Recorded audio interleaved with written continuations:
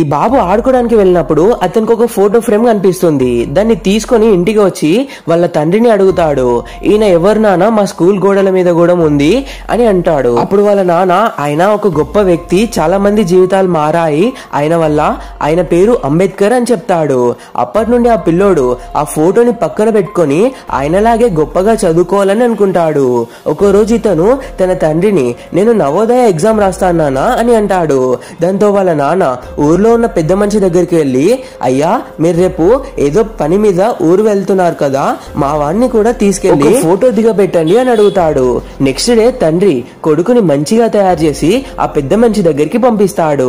ఈ పిల్లోడు వెళ్లి వాళ్ళ పక్కన కూర్చోగానే ఆ పెద్ద మనిషి ఈ పిల్లోడిని తిట్టి, నీకు తెలియదా ఇది మా కోసం, నీకోసం కాదు, వెళ్ళి బయట నిల్చో పో అని అంటాడు.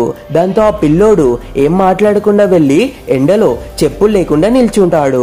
నెక్స్ట్ పార్ట్ కోసం పార్ట్ 2 అని కామెంట్ చేయండి.